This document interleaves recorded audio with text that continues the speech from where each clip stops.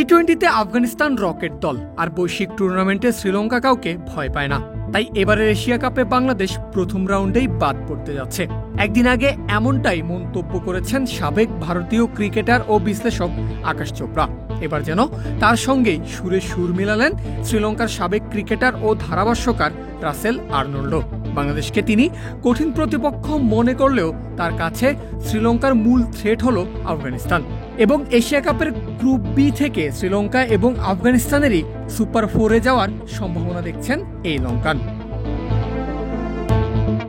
9 September থেকে শুরু হতে যাচ্ছে এবারের টি-20 ফরম্যাটের এশিয়া কাপ। সম্প্রতি ইন্দো এশিয়ান নিউজ সার্ভিসের সঙ্গে আলাপকালে আসন্ন এশিয়া কাপ নিয়ে খোলামেলা আলোচনা করেছেন আর্নল্ড। কথা বলেছেন এবারের আসরে শ্রীলঙ্কার সম্ভাবনা ও গ্রুপ বিতে তাদের প্রতিদ্বন্দ্বীদের নিয়ে। চলো উড়াই খুশি তুলে নিয়ে হাতে চিয়ার আপ, চলো উড়াই খুশি। সাবেক এই লঙ্কান ক্রিকেটার মনে করেন বাংলাদেশ, আফগানিস্তান ও হংকংকে নিয়ে বেশ কঠিন গ্রুপেই পড়েছে শ্রীলঙ্কা। তবে শ্রীলঙ্কাকে আফগানিস্তানের বিপক্ষে আলাদা সতর্ক থাকার পরামর্শ দিয়েছেন তিনি।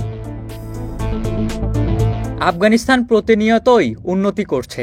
তাদের বোলিং সবসময় আলাদা ছিল। তাদের দলে রশিদ খান সহ আরো অনেক বোলার আছে যারা বোলিং বৈচিত্র্যে ভরপুর, কিন্তু এখন তারা ভালো ব্যাটার নিয়ে আসছে।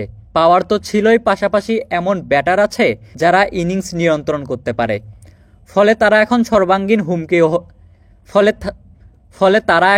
সর্বাঙ্গীন হুমকি হয়ে উঠছে। ব্যাটিংয়ের এই আত্মবিশ্বাস তাদের বোলিংয়েও প্রভাব ফেলছে। এভাবে তারা বিশ্ব ক্রিকেটে ক্রমেই সিঁড়ি বেয়ে উপরের দিকে উঠছে। তাই আফগানিস্তানকে নজরে রাখতেই হবে। এরপর বাংলাদেশের প্রসঙ্গ টানেন আর্নল্ড, যেখানে বাংলাদেশকে বড় হুমকি মনে করলেও তার বিশ্বাস শ্রীলঙ্কার জন্য লিটন, তামিম, তাসকিনরা খুব একটা বাধা হয়ে দাঁড়াতে পারবে না। ফলে বাংলাদেশ আর হংকংকে বাদ দিয়ে লঙ্কা আর আফগানরাই যাবে এশিয়া কাপের পরের রাউন্ডে। বাংলাদেশও যে কোনো পর্যায়ে বড় হুমকি হয়ে উঠতে পারে। সাম্প্রতিক সময়ে নিজেদের মাঠে শ্রীলঙ্কা 2-1 বাংলাদেশের কাছে সিরিজ হেরেছে, তাই কাজটা সহজ হবে না। তবে আমার বিশ্বাস শ্রীলঙ্কা আরো ভালো ক্রিকেট খেলবে। দলের ভেতরে এখন প্রত্যেকের ভূমিকা বোঝার চেষ্টায় আছে লক্ষ্যে এগিয়ে যাওয়ার মানসিকতা। তাই আমি মনে করি এই গ্রুপ থেকে শ্রীলঙ্কা ও আফগানিস্তানই পরবর্তী পর্বে যাবে। 11 সেপ্টেম্বর হংকং দিয়ে শুরু করে 13 সেপ্টেম্বর আবুধাবিতে শ্রীলঙ্কার মুখোমুখি হবে লিটন দাসের দল।